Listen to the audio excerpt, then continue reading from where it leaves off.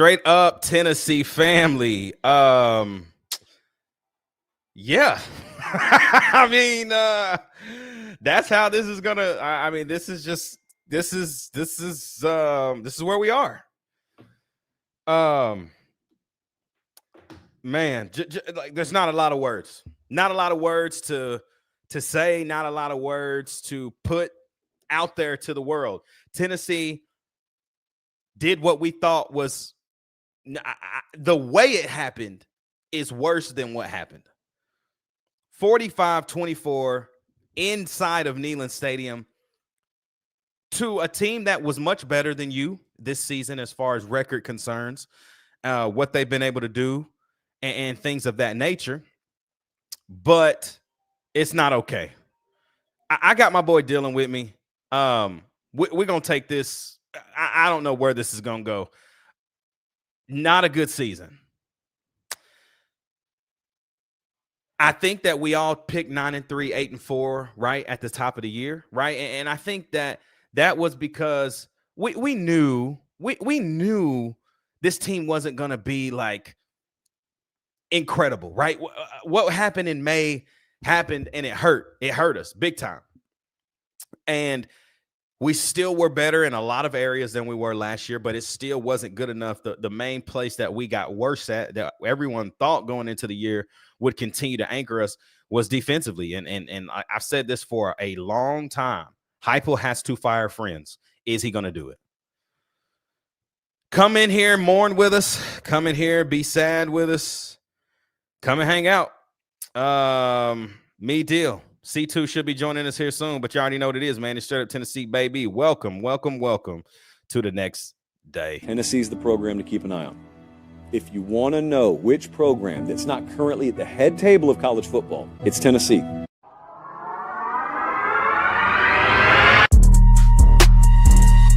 Mashak's got to go. A fire! Mashak wins it!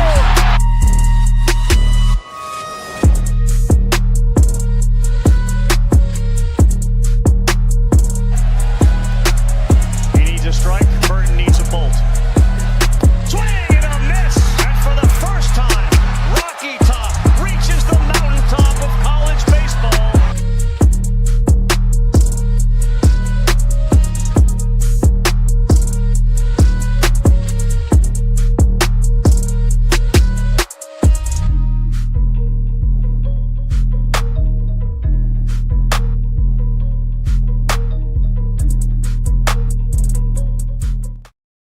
What it do, everybody. Welcome to Straight Up Tennessee here on a Sunday. It is the next day. Y'all know what to do, man. Top of the show, like, comment, subscribe, join the channel.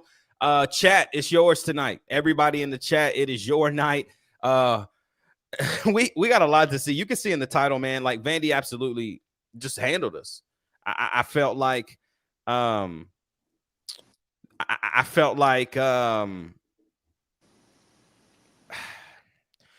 we never had control of the game. We could have had control of the game, but we didn't. And they gave us opportunities, to have control of the game with 2 interceptions, and still could not take advantage of those mistakes in Tennessee fashion. That was kind of the story of the year, wasn't it? Like, you get turnovers. You're one of the most highly rated turnover football defenses in the country and can't score off of them. You see in the title as well, this is a season recap. I mean, we're going to look at every single game. What went wrong? Why are we 8-4? How did we get to 8-4? And then obviously we're going to look ahead. Dylan, this don't get any easier, bro. In fact, this is going to be in recent years, this might be the toughest year in 2026 schedule-wise, especially with all the moves that have just happened literally today. Yeah. Just overarching thoughts from you, Dill, on last night, on the 2025 season. I'm at a loss for words, man. Like, I low-key feel like I could, like, if I really wanted to, I feel like I could just sit here and, like, shed tears with how frustrating this entire year was, man. How are you feeling after last night and looking back on this season? Yeah, there comes a point where you can't hurt anymore. and you just got to sit there and laugh. I think I hit that point twice last night. But, yeah, overarching, looking at the season, I mean, I think realistically we all had like 9-3, maybe 8-4. Yeah. But when you look back on it, it's not that we lost 4 games, it's how we lost these 4 games. Because, I mean, it's been stuff that we were screaming since week like 2. Like, hey, we got to blitz more. Hey, we got to quit playing this soft zone. And, I mean, it's been stuff that not only us, I mean, people are calling it out left, right, and center. Yeah. And it refuses to change. I don't know why that is. I mean, when we played 4-3 last night, we looked pretty decent. Mm-hmm. And then we got away from it like we always do. So it's one of those things where, like you said, Hype's going to have to fire some buddies. And if he doesn't, then I fear he may be next. Going to the chat, my man Adrian, what's good? He says if Coach Hypes don't make any coaching changes this offseason, he might be on the chopping block. Yeah, we'll dive into that. Landon Miles, what is this? It's straight up Tennessee, baby. Aaron Duck says, so we get Kiffin and Golish at home next season. Yeah, Bubba. And if you couldn't win at home this season with your home slate, boy. Kevin Smith, Hype is on a very warm seat next year, regardless. We said 8-4 was going to be okay, but after Georgia, the sky was. That's the problem, Kev. So for everybody listening to Apple, Spotify, Kevin says we said 8-4 was going to be okay, but after Georgia, the sky was the limit, right? Right. Because we knew how good we could be. That's what we saw. We saw how good we could be, and it never panned out really after that. And I was talking to Turner about this the other day. It might have been yesterday, Dill. And we were just talking about it after the Vanderbilt game. Like, the game was still on, but it was over, right? Right. And I was like, bro, when you go back and you look at this year, one field goal changed everything for us. Yep. Straight, like quite literally, the offense that hadn't looked the same since Georgia. Like we it's like everything that we were doing. Because look, Syracuse, even the second game, I don't remember who it was, ETSU, whatever, maybe, I don't remember. And then you get Georgia, right? Like, bro, the offense was spicy, man. Like, we were doing things, the crossers, the flat, like that all went away because of a missed field goal in week 3, Deal. Like, I find it so difficult to me that if we win that game against Georgia, I genuinely think this entire season is completely different. Yeah. Because it's a lot more confident after that. Yeah. I mean, you're not far off. I don't know if I think there was something that happened at the end of that Georgia game. Because if you remember, right before Max was about to kick it, Hype was furious about something, and I think it was with Halsey, whether that be like I don't know if it was a systematic thing that they were having an issue with or what, but, I mean, we haven't seen – I really wonder if that was the game where Hype was like, I don't trust Joey Halsey. And then from then on, that's why we saw the clock management get worse. That's why we saw the timeouts get worse. That's why, because, I mean, he didn't trust Joey Halsey, and he took play calling duties from him because we've been seeing Hype calling plays more and more.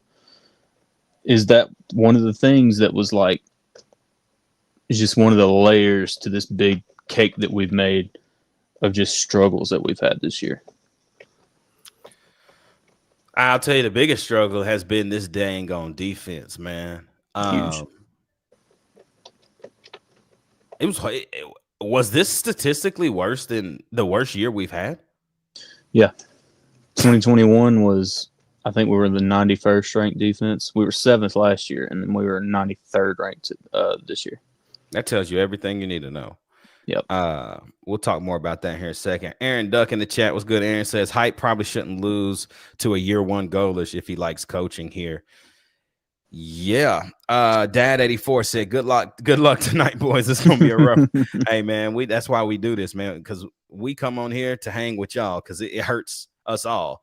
I expect Vandy fans to pull up. I hope you do, man, because we've told you, like, if you've been around this channel long enough, we don't sugarcoat things. Yes, we all said on what Monday deal, like we can lose to Vandy, but there's no way it happens. Well, golly. Yeah. Kevin Smith said either Vandy had our playbooks or calls. Formations were incredibly predictable. No, they just kicked our butt, man. Adrian says same mistakes every game. Penalties, missed tackles, quarterback and wide receiver not in sync. Drop. Yeah. When things don't get better, that is not on the players. That's on the coaching staff, bro. Every time. Like you are who, like what you say, deal. When a man shows you who they are, believe it. Believe them. And they showed us, brother. They showed us Mississippi State when things were working, we stopped doing them. Welcome to Bro. What's good, C2? What up, y'all? What up? Well, what's not up is that we ain't 9-3. I'll tell you that. 8-4, obliterated last night. If y'all don't know this about my boy C2, like this is one of my homies. Like this is my brother. He is probably one of the most real dudes I've ever met in my life. And when I say that, I mean that literally from the bottom of my heart. But I'm gonna tell y'all something. He can be petty. If y'all really want to see some, I wish C2 had a VolQuest subscription. Boy, them message boards would be hot, boy. Them boards would be hot. They'd be like, man, we gotta ban this dude off the message board, bro. C2, hey, man, I was actually well behaved for a moment. Last night I posted that video. I probably posted the video of that play I sent y'all about 50 times on Twitter last night, but I had a high school defensive coordinator comment and said he didn't see anything wrong with the play. And I said, you think playing soft zone with no QB spy against a quarterback who's the leading rusher on their team and having no one other than the 4 defensive linemen between him and the line to gain is a good play? And I was like, to be fair, maybe you don't know much about the team. You know, I don't know what part of the country you're from. So then I filled him in. It's like, yeah, I still think it was a good play, though. So out of curiosity, I went and I looked up the high school he coached at because, like Ruck says, I'm petty. And they've given up 50 points about 7 times this year. So I'm not too shocked. But I was good. I didn't go back and comment on how maybe he shouldn't be telling people what good defensive plays are and are not. Because, good God, my man, play a little defense out there. Dude, just piss poor. I thought the effort was piss poor last night. Defensive effort, like, guys, who's our fastest linebacker? Perlotti.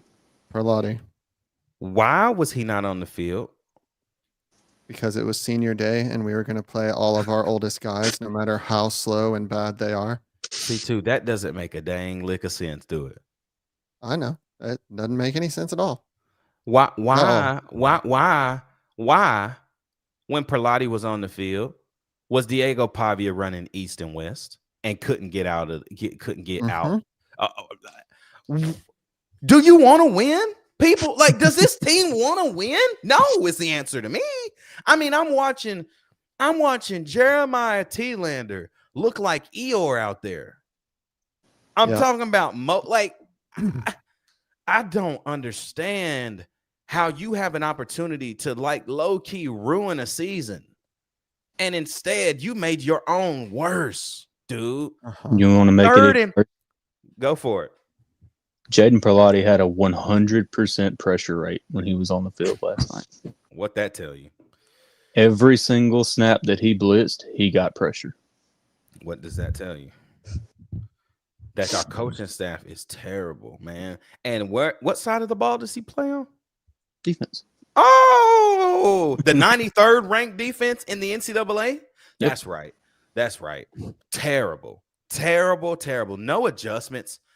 Hey, y'all, and listen, we can talk and harp about Tim Banks. I'm just as pissed off at the offensive staff. Back-to-back weeks, and all you got to show us is 3 points between four quarters. The third and fourth quarter of Florida and the third and fourth quarter last night. You mean to tell me you only got 3 points to show for it? That is piss poor, my boys. That is horrendous. I don't care how much the players protect the coaches saying, we got to execute, yada, yada, yada. Brother, Yes, Mike Matthews, you dropped a tutty to get it. Like, that was the game right there. The fact that he dropped that wide open walk-in touchdown and we had to settle for 3, that was the game. Because I think if you score a touchdown there, boys, Vandy's like that pressure is way more high than when you're up 7. Mm-hmm. Like, different, right? But again, I'm not blaming one play. That was one play within 30 minutes of football. Brother, What happened? You go 3 and out in one drive in the third quarter. You don't touch the ball again. Nope. 3 and out. Don't look good doing it. Then you get the ball in the fourth quarter. And everything that was working, it's like, nah, guys, we're going to just go back to stretching them wide. It wasn't working. Mm-mm. Second half. Oh, guys, you think we should probably stop running the little trap play with Deshaun Bishop? Nah, keep doing it. Keep doing the trap play because we're going to run it straight up A gap and we're going to keep doing it because it worked in the first half. That's what we don't do, boys. We don't make adjustments, man. This coaching staff makes no adjustment because it worked in the first half. We think, oh, let's just continue to do that. It's just in Banks' case, because it didn't work in the first half. Let's keep doing that. Yeah. I'm just going to say, too, I'm pissed at the offensive line this game. Second quarter, they all quit. Mm-hmm. I saw at least 2 sacks given up to 4-man rushes. Well, you know what it was, Dill? When Wendell went down, everybody was just like, well, mm-hmm. Phoned it in. Oh, woe is me. Stupid, man. Sad, bro. It's sad. It's sad. It's very, very sad. It's hurtful. It's not the Tennessee heart, bro. Like, we play with no heart. What have we said all year? Vanderbilt has heart, bro. And if they don't have the talent, which they don't, they're going to out-heart you. And that's what happened last night, bro. Yeah. Like, just hitting you in the mouth over and over. And, boys, I'm going to say this right now. I know he's going to go to the NFL. He's going to do fine. Colton Hood, you were exposed last night. Bad. My brother was exposed. We playing 10 yards off. They throw a quick comeback route. And why did he go inside? The man was 2 yards from the sideline. Like, why? What?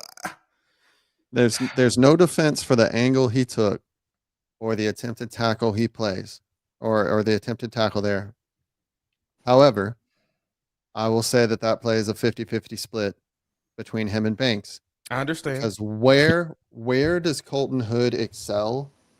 Does he excel by being a guy 10 yards off the ball, or does he excel by being a physical cornerback who's up in your face, bumping you off your route at the line of scrimmage? The answer is yes. The answer is yes to everything you just said. Like, he's better up on the line, bumping. Yeah. Ruck, how easy would it be for you to put up that passing depth picture I sent you? Because I have a question for the pretty chat. easy. I just want to ask him. Yeah, hey, chat, get ready because I'm coming to you for a question. So just be prepared. I'll just say too, Farouk is the same exact way. You play him in man coverage. Both. Are we talking about the chart, the graph? Yeah, the green chart. Yeah. That shows his passing depth. Super easy. That in itself is just ridiculous. Yeah. All right, here, let's ride this up. Here we are.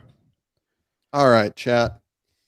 Looking at this is Diego Pavia's passing depth. Ignore the Titans score up at the top. We know they suck. I just put them on because I needed to feel better about how bad we played by watching somebody worse.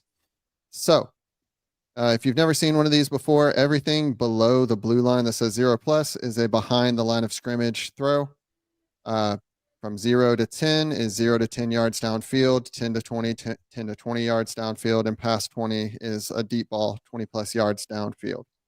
So, chat, if you're looking at this chart and you're a defensive coordinator, what type of calling? Are you going to be having your cornerbacks be 8 to 10+ yards back off the line of scrimmage? Are you going to be playing a lot of zone? You know, what are you going to be doing? Just, I'm curious. I want to know. While you're thinking on that and typing that in, because I know it's a hard question. You weren't expecting to have to, think about that when you got on here today. You're not defensive coordinators that should be able to figure this out in 30 seconds, but I've got faith that some of you will get there.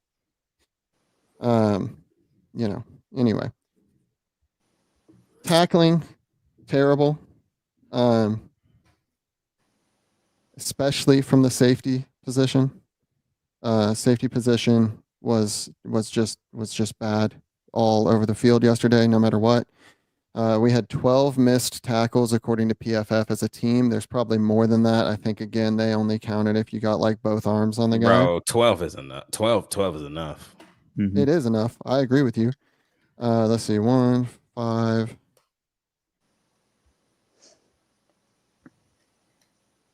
Of those 12 missed tackles, let's see here.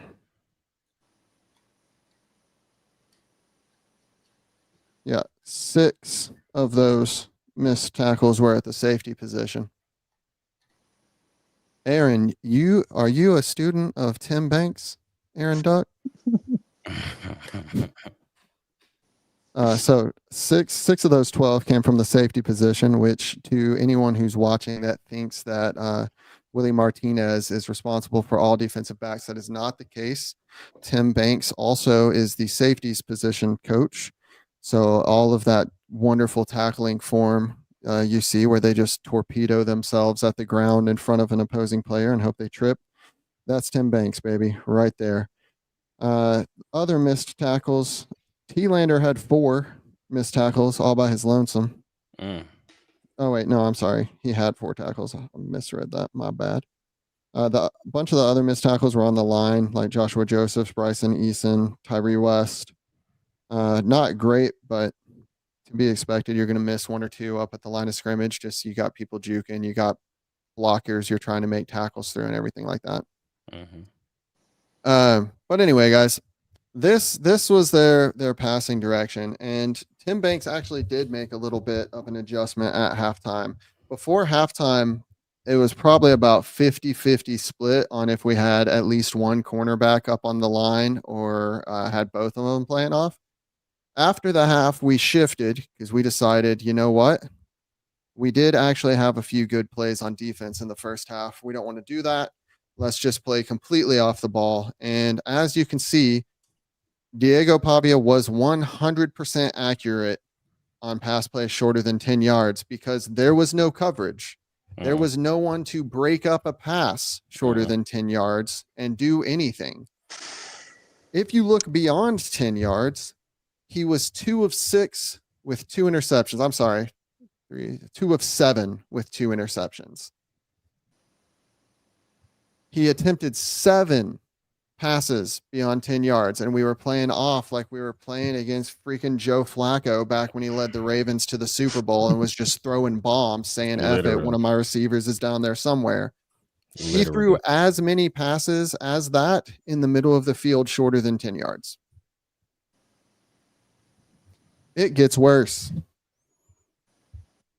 It gets worse. Let's look real quick at how many pass yards they had on the day. I don't even want to hear that. I don't even want to hear that number, bro. I'm sorry, you're about to. They had 268 yards passing on the day. Want to know how much of that was yak because we were playing off and missing tackles? You said over 175. You're real close, Dylan. It's 180, so you were right there. Yeah. That means that Diego Pavia threw for less than 80 yards. Or sorry, not less than. He threw for 88 yards through the air all day yesterday. Jesus. 88 yards in the air. And we're playing off like they have, speedy receivers. Follow-up question for you, Dill. How good is Turrentine in coverage? We really doing that right now? Yeah. That man is not great. Yeah. I'd say if I had to map it, we're probably pretty even in coverage, and I haven't put a football helmet on in about 5 years. Fair. Other than maybe Cheryl, who's their biggest receiving threat? Eli Stowers. So why the hell do we have Turrentine and or T-Lander covering Stowers on the majority of his routes? Because we think that we have good athletic safe. Like, if anybody, bro, should have been Farouk guarding Stowers. Yeah. Somebody that's more physical. Yeah. Or, I don't know, Edwin Spillman. Just throwing that out there, maybe. Yeah. How the heck are you going to run a 4-3 knowing the crap we have in safety in tackling form and all of that, where the third linebacker is a safety every single play? Or in maybe 5 to 10? Instead of putting Perlotti out there, instead of putting Spillman out there, instead of putting, I don't know, you could put Ben, I forget his last name out there. I'm so frustrated with this. You could put him out there as the third linebacker for all I care, instead of having Turrentine come up and be the third linebacker. Who's he going to tackle? Yeah, tackling's been a major issue, especially the last 2 years, but this year it's been amplified by I don't know how much. Because I know we don't tackle in fall camp. I know we don't tackle in spring camp. I don't know why that is. I know that we're risking injury and stuff like that, but there comes a point where tackling is a cornerstone to playing defense. And if you can't do that, you might as well not even play defense. I'm gonna say this. There's a lot of people overarching, right, that we're talking about that need to be fired, right? Tim Banks. I mean, maybe Joey Halsley. Like I know we're sitting here talking about it. The strength and conditioning coach needs to get fired. Done. Yes, bro. He was fired. No, he should have been fired yesterday. Yeah, bro. The fact that I haven't seen a season go by that like one of our key people are just not injured. Like I look at Alabama. I look at all of these teams out here, bro. Yep. They guys ain't hurt. That guys ain't hurt. Jam Miller, bro. You can't lift weights with your neck, right? Like, no. Like he had a collarbone. Like, what else are you gonna do? Like, you know what I'm saying? But I mean, we're talking like hamstrings and knees and normal stuff that we should be like well aware, like okay with, brother. We are always hurt. So whoever the strength and conditioning coach is, my dog, you got to go. Yeah. Especially on the defensive line, because Moy and Hobbs went down again yesterday. Again. It's been like 4 games this year where both of them have went down. Mm-hmm. Like that is your job. Like your job is to literally train these kids in a way to where when their bodies can fight through what this game is about. Like this game is violent. This game is physical. Yep. And we are the ones that are always hurt and knocked down. We're not the enforcer of injury. We are always injured. So, I mean, when you look at this season, you know, boys, like there's really not a bright spot at all. There's not one bright spot. You don't win one ranked game. The teams that you beat all have losing records. Some of them not even going to a bowl game. 2 of them that I know. Arkansas, that's not completely accurate. Florida. ETSU has a winning record, so that's almost more depressing though. Corey, don't do that. Don't do that. Don't do that. Like Arkansas not going bowling. Nope. Florida not going bowling. Mississippi State, are they going bowling? Maybe just because they're an SEC team. What did they finish? 5-7? Oh yeah, they're not making it then. No, 5-7, not going bowling. Kentucky not going bowling. You didn't beat a team, Tennessee, that's going to a bowl game. Jesus.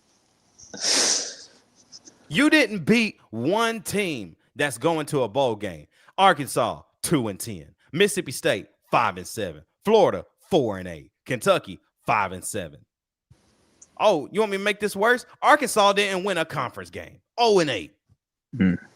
Florida 2-6. Kentucky 2-6. Mississippi State 1-7. this is not this is not a year that we sit here and congratulate. Like, Sven, don't be coming in here with this, man. Talking about, and you should have lost to Mississippi State. Brother, we didn't. Okay? Mr. 1-7. Sven, it's all games, man. It's all games. But we probably should have. At this point, Sven, I don't care. I don't care. We probably should have. But guess what? We didn't, so it is what it is.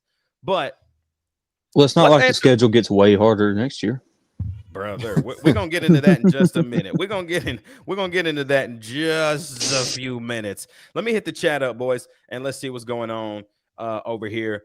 My man Dad 84 says no adjustments on either side of the ball, week in and week out. Piss poor coach. It's all on coaches, bro. Like you cannot put that on the player. Who is put like what C2 just said a few minutes ago? Colton Hood exposed, cool, but the coaching staff got him playing 10 yards off the ball. Yep. So that's coaching. Adrian says Arion Carter and Chris Brazel are the only people I'm going to miss next year. Everyone else can go. Arion Carter, to me, that brother better not go to the NFL. He might not get drafted.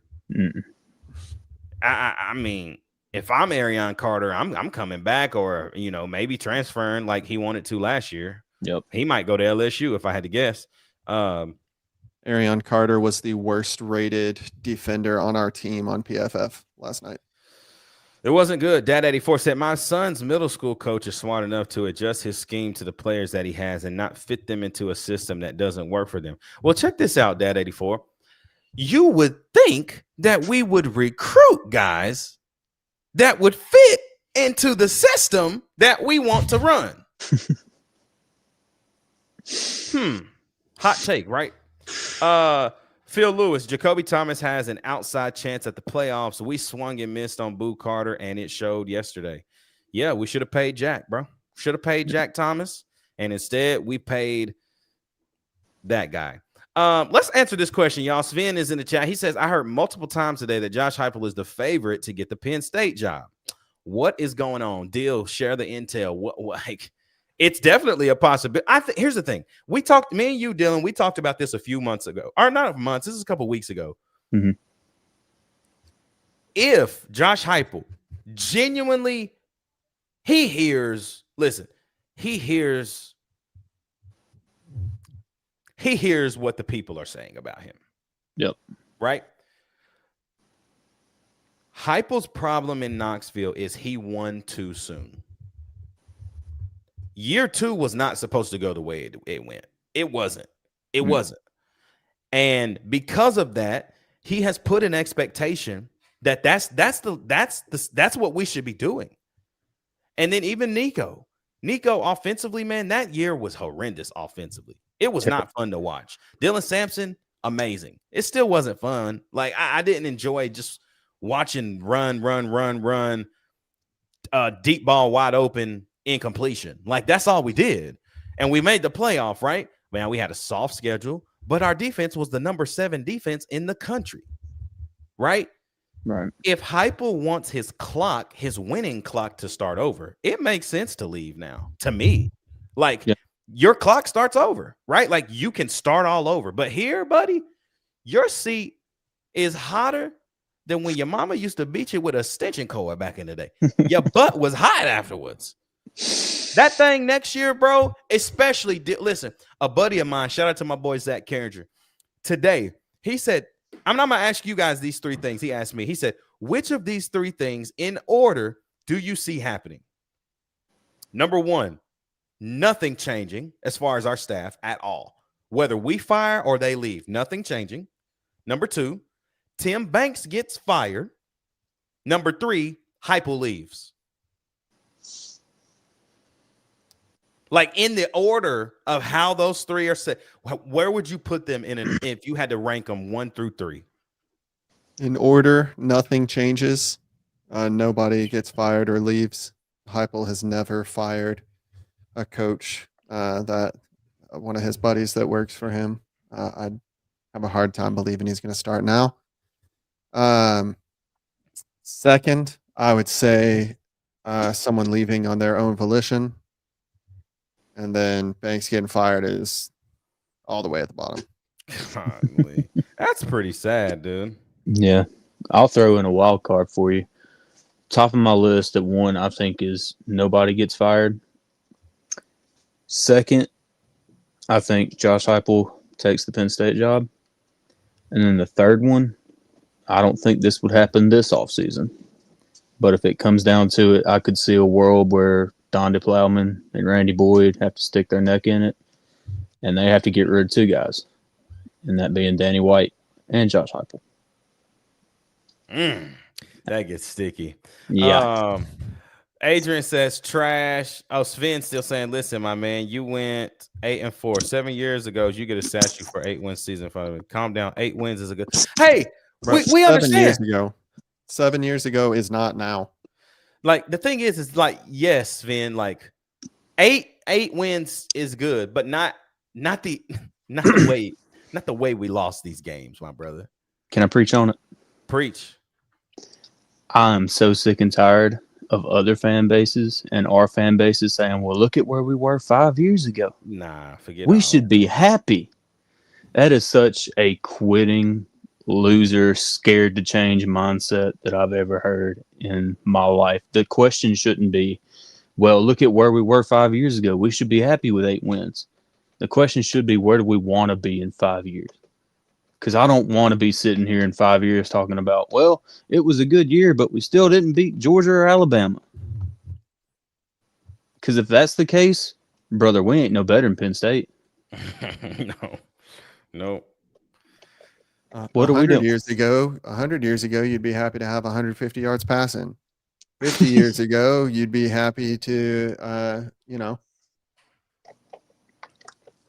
be halfway decent against a completely different SEC. 20 years ago, not 20, let's see, where are we now?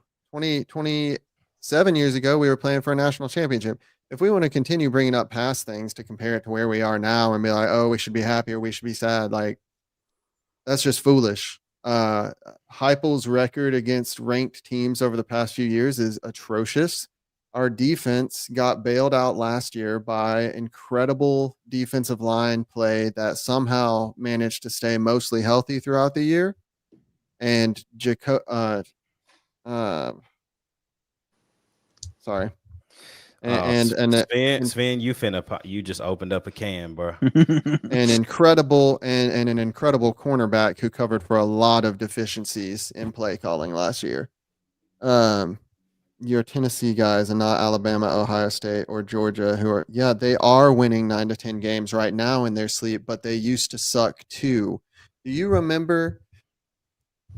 Here's where we're going to go with this. Do you remember when Georgia was terrible for a bit? I don't remember if he was the coach right after. Well, I was going to bring up Mark Richt as the coach who brought him up out of being terrible. I don't know if he was the coach immediately after that. But Mark Richt starts coaching there, and they're getting, they're good for 8 wins a season, maybe 9 wins. Every once in a while, they'll be in the SEC championship conversation, but they never won anything. They never won the SEC championship. They never won the title, yada, yada, yada. And as much as I like Mark Richt and think he was a great guy, a great, guy that you would want to, mentor your kid in life, he couldn't get over the hump. And so they moved on. And now they've got Kirby Smart. And they've won I'm sorry, multiple national championships. Yeah, it also wasn't 15. Mark Richt was fired in 2016. So, that's 9 years ago. So if we're going to sit here and be like, oh, but 8 wins is such a good season, we're going to be stuck in the middle of the SEC for the rest of our lives. And I can tell you right now, and this is probably going to get some people mad at me, it hurt less to lose when we knew we sucked. Yeah. When we knew the talent on the field was not good enough to win. And we had old Orange Britches Dooley out there. It hurt less because I expected to lose. So the few times we managed to win a game, I was happy as a clam. Yeah. What hurts now is seeing the misuse of players by coaches when we know we could be better. We could have a better record. And I know a lot of you guys don't actually go and watch film. You don't actually go and study the tape because I keep hearing from everyone how we don't have the players. We don't have the players. We don't have the players. We've had a top 15 recruiting class 5 out of the last 6 years. So if we don't have the players, then not only are our scouts bad, but the scouts everywhere else that rank recruiting classes are bad. If you're going to tell me we don't have the players, show me where we don't have the players. And then Sven says, I don't want to troll you. It's the reality. Sven, it's not the reality for Tennessee. Tennessee under Heupel, minus year one, when we had 34 guys transfer out. 34 guys. You still go bowling that year. Yep. Then you turn around and go 10-2. Then if we add in the bowl game, boys, let's just do what you win 10 games in 2023. You go 10-3, right? Then last year in 2024. You win 10 games. You win 10.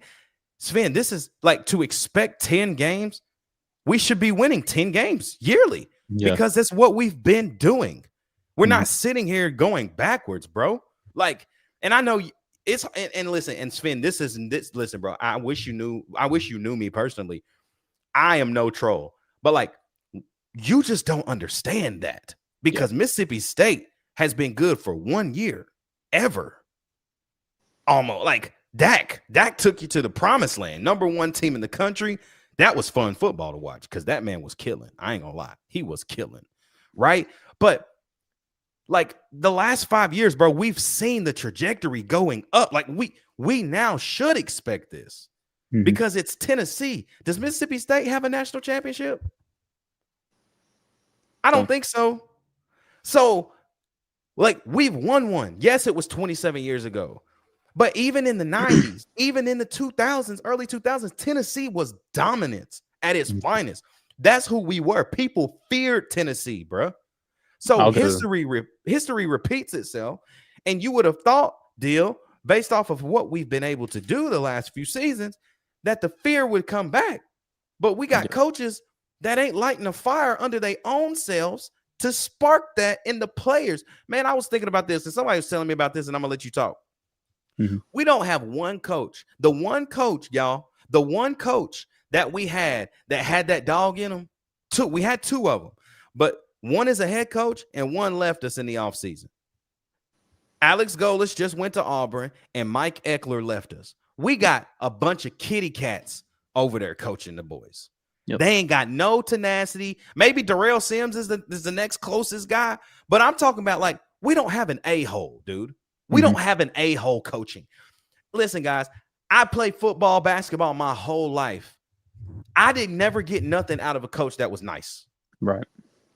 And we got a bunch of nice guys, bro. And that's cool, right? Like, they going to win your families over. No. When Nick Saban went to recruit, he would tell them, hey, bro, you might not play, but I promise you, you're going to get a good education. You're going to get coached hard, yada, yada.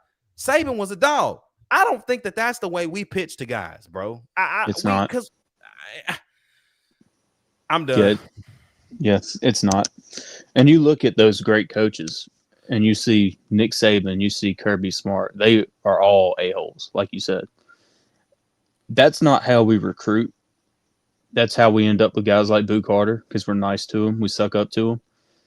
That's how we end up with guys like, Tyler Barron sticking around, being problems. Guys like Gerald Mincy sticking around, being problems. But there comes a point to where you have to look back and say, are we holding ourselves back? And you look at it. I mean, we were playing an SEC championship. I think the year before Philip Fulmer got fired, we were in the SEC championship. Yeah, that was a LSU SEC championship, right? I think so. Yeah. Yep. Orange britches. We wore all orange. Here's the other thing. Tennessee is second in the SEC in NIL earnings. No excuse. Second in the SEC. We should not have the 10th ranked recruiting class. We should not be worried about building a freaking hotel and casino above G10. Nope. We should be trying to get transfers. We should be trying to get recruits in here. We should be trying to build this football program up back to what it was, and then everything else should follow it. We're trying to have our cake and eat it too. You can't do business like that. So there's gonna come a point, man, and I think that point is right around the corner. I think it's this offseason where changes have to absolutely mandatory have to be made, or there's going to be some heads that got to roll. And Sven, I don't know how old you are. Maybe all you've ever known is Tennessee football sucking. I'm gonna give you a couple quick facts here I mean, you're right. Right now, we're not going to win 9 or 10 games in our sleep like Alabama or Georgia. So you're right there. But that has not been who we are historically. In terms of total games won, Tennessee, if you don't count FCS and Ivy League schools, because Yale, Harvard, and Penn are above us in games won because they've existed for 8 million years playing football. We are 11th among current FBS schools, 11th. And that is behind some of these schools have played 200-300 more games than we have over the course of their history. But if you want to look at win percentage, we are 10th among FBS schools, and that's ahead of Georgia by 1, by the way. And that, keep in mind, that's with 20 years of absolute trash on the field being factored in. And this was updated yesterday, so it includes this year of trash on the field in the games we've lost. Historically, Tennessee is one of the powerhouses of college football year in and year out. And we have just completely gone away from that because we have decided to hire the nice guy or hire guys with a lot of friends that don't want to fire their friends, or just not recruit where we clearly need better players, or recruit players that fit our system. It's not ancient history. It's the whole course of everything up through this year. He's a Vandy guy. He says anchor down. Listen, bro, let me say this before you go, C2. So, hey, DP 5707. Hey, respects. What you're not going to get from us is a reaction. Like, we understand what our team was this season. We understand. So, like, and if you're coming in here to troll and, do what you want to do, whatever. Like, you can do your thing, man. Like, it's fine. You won't get a massive response from us, man, because this is what we expected. We didn't necessarily expect to lose that game because we don't lose to you all. But it's just not something we do. But we did, and it's fine. It is what it is. Like, just another layer to a piss poor year for Tennessee. It is what it is. Hey, our boy Kyle in the building. What's up, Kyle? It's your favorite Sooner in this mug. What's up? What up, Kyle? Good to see you, bro. What y'all think about this right here? Can I say one thing real quick? Because this is the only thing I was going to say to DP. Yep. You brought up he's a Vandy fan. I know he's a Vandy fan. I expect Vandy fans to be a step above the rest of the SEC when it comes to intelligence. So when that's all you have when you come in here to try and troll, it's disappointing. As Ruck said at the beginning of this video, I'm a very petty person. So I love when people come in and try and troll. It's just, unfortunately, all of the Vandy fans we've had come in on any of the videos I've been in have been really bad at it. And maybe it's the not being used to winning any time before last year. I don't know. But like a little bit of intelligence, a little bit of wit would go a long way. At least be funny. Whoa, wait. That's now this is another cat. I think I don't know. Didn't take Vandy, Indiana, Miami, Alabama to long to build back. You need to take the back off the end of your sentence for Vandy and Indiana, because they didn't build back. They built there for the first time in their history. Yeah, I don't know. Some people, man. I want to answer this, y'all. Tag along 24. What's good, tag along? He says, would anyone be truly upset if Heupel left? Here's what I'll say, and then you boys take it.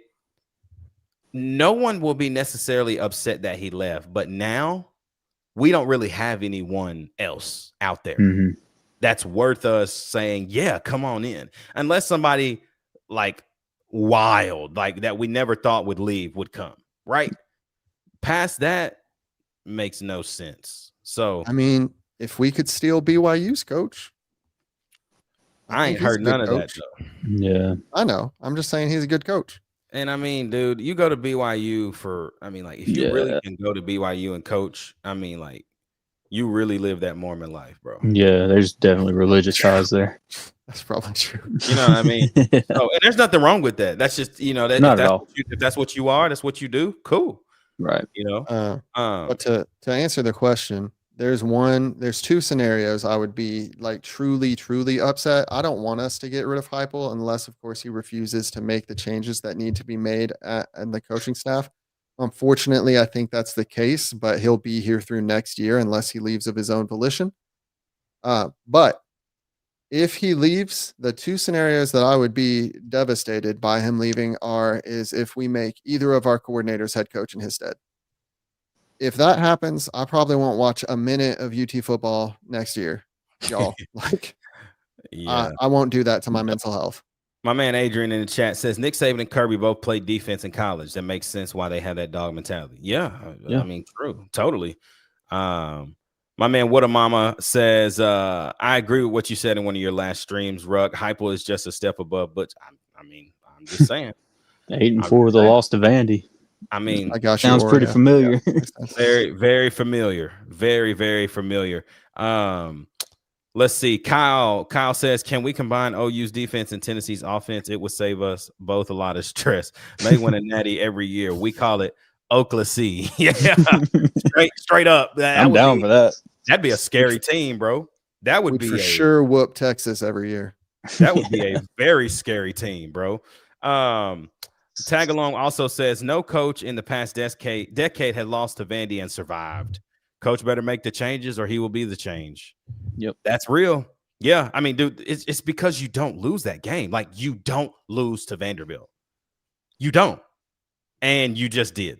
So Sven says if Heupel leaves, you are in trouble. Yeah. No one is. Probably. Are we there?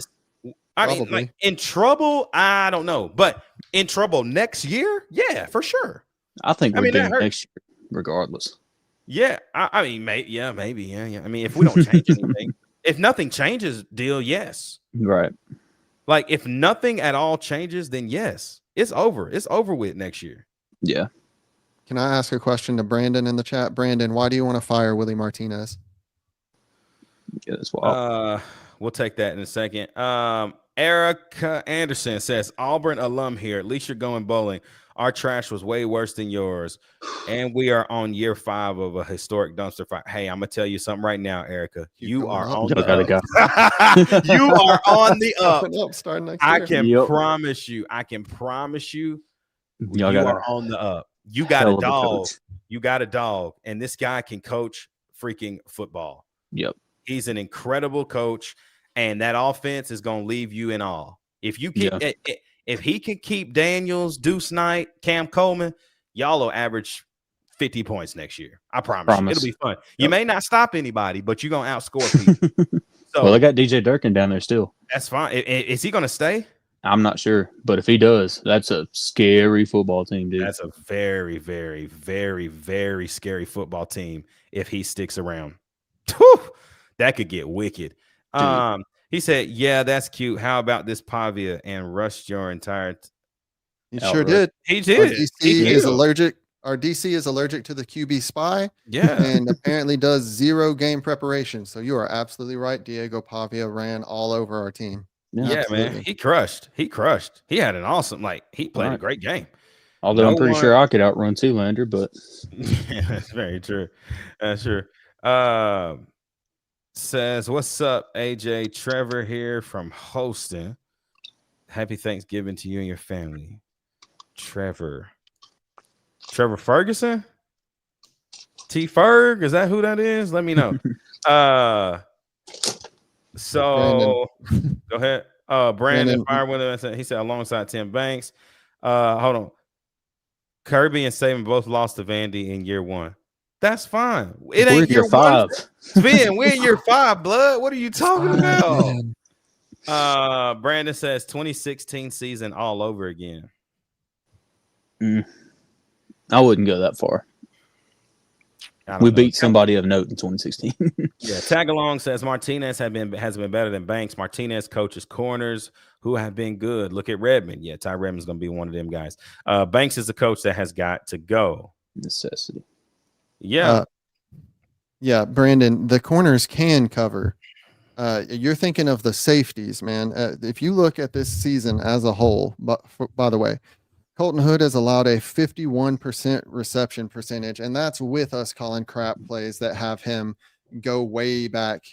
And then you've got Ty Redmond, who's allowed 60.9 reception percentage as a true freshman. Again, on plays where we are calling him off to play 10 yards off. It's hard to cover somebody on 3rd and 5 when you're 5 yards further past the yard they need to get to. In fact, we have 3 cornerbacks on our team this year who have a 61.5% completion percentage allowed or better. The safeties cannot cover, but even though it says DB coach next to Willie Martinez's name, Tim Banks coaches the safeties. And you have to remember that both of our starting cornerbacks have been out the entire season. So to do what he's done with the cornerbacks this year, and then to tell him you want him fired when he's got a true freshman out there in Redmond playing like he is ridiculous. Yeah. And I understand not everyone knows that he only coaches cornerbacks, but it is the safeties on this team in the secondary that are the problem. And Tim Banks is responsible for that and the play calling, and both are the most egregious issues on our defense by far. It's bad. Adrian says, who would y'all rather have, Heupel, Mark Richt, Chris Peterson, or Lane Kiffin? I'd do unspeakable things for Lane Kiffin right now. That's wild, bro. Pause. That is wild. But I understand what you mean. My man Oreo Puppy Dog says we regress since Georgia. I'm telling you, that game took it out of us. It took everything away from us, man. Like a field goal, bro. A field goal took everything away. Sucks. Lamons, what's good? My man Lamons in the thing says, yeah, our safety play is atrocious. It's the worst thing about our defense, man. 100%. It says, was Tim back there in 2016? No. Did we have the talent we had back then in 2016? We had good teams, C2, but nah. Mm-mm. Look, Kyle says, I live near Baton Rouge. LSU is about to be so lethal, bro. I may step foot in public during football. I might not step a foot in public during football. Yeah, bro. Not me. I wouldn't either, my dude, because the league is in trouble, bro. Mm-hmm. like he ain't gonna have to do anything, y'all, to recruit that state. Except you seen my track record. If you want to come and play in a fun offense and win, come on. That stadium, when they're good,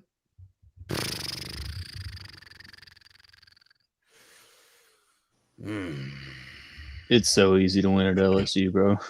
You look at Ed Orgeron. I mean, Les Miles. Those are not good coaches. Coach O won a chip, bro. Yeah. Coach O won a chip, dog. All you got to do is recruit well and not shoot yourself in the foot, and you can win a natty.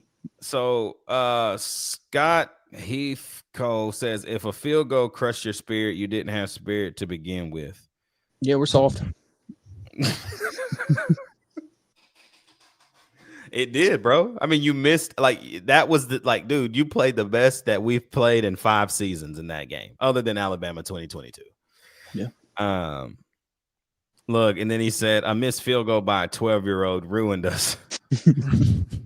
Oh, man. Kyle said, oh, wait. DP55, well, he said, curious question, and then I'll leave you guys alone. Did any of you 3 predict Vandy winning? Did you predict the final score? We did not predict Vandy winning, but here's what we did say is Vandy can definitely beat Tennessee.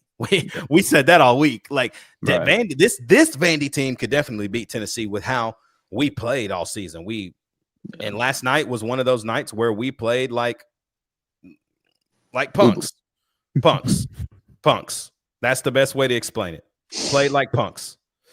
And that's what happened. So I will tell you this, DP, I will never pick Vanderbilt to beat Tennessee ever. Because it doesn't. You win once every 12 years? No. And this is the thing. When you've not been good, hardly really, James Franklin had some good teams, but they still weren't incredible. Right? So when you're not a good program, 1 year does not turn things around. So when all these guys, Stowers and Cheryl and Pavia, when they all gone, yeah, you might have Jared Curtis coming in. He ain't never played big boy football his entire life. Ever. And every single one of their offensive linemen is a graduate transfer. Right. Here's what I'll say to that too, DP. I did not predict them to win, but you can ask these guys in our text group. You can ask the people in our Discord that I said all week it would be the most Tennessee thing ever to go into the swamp and beat Florida and break that streak and then come back to Neyland and lose. Yep. And even if we had a better defensive coordinator, we could have still lost that game because while the talent difference is huge between the two, Vandy just has that fight in them that absolutely has to be respected. Totally. I can't stand Diego Pavia as a person. I just can't. But dude fights for every single yard and will talk smack to anybody. And I respect that as a competitor for sure. We also had pretty close games. I don't remember exactly what the scores were for sure. And just real quick, Brandon, you said Georgia attacked Colton Hood. My man, Colton Hood allowed 5 yards against Georgia and a 25% completion percentage. Go back and study a little bit. I appreciate you tuning in. I'm not trying to be a jerk. I'm sitting there watching a basketball game, freaking out. My bad. I'm not trying to be a jerk, but you need to go back and look at the actual information from people who know defense, who know football, because Colton Hood and Ty Redmond are the 2 highest rated players on our team in coverage. And It's not close.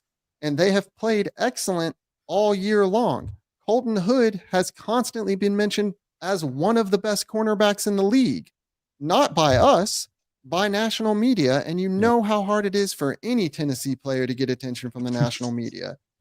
So go back, go look at some actual games. I know we're all up in our feels. We're all angry. It's real easy to point fingers and blame where it doesn't belong. Yeah. But go back and take a look. Our cornerback play has been great. Our safety play has been atrocious. Let's see. Nolan Sweeney. We're going to end with this one, y'all, because I feel like we could sit here for another hour. Chat's been great. Thank y'all so much, man, for the love, man. It's been a great night. Nolan says this: after seeing Georgia and Oklahoma at Neyland, did you think Vanderbilt looked like a playoff team? No. But here's what I will say. That's a really good football team this year. Like that was a good team this year. Whoever they would play in the first round, they would be like an 11 or 12 seed, right? Like you're going to be playing, an Oregon, a Texas Tech. I mean, I think that's built. Yeah. It's wraps.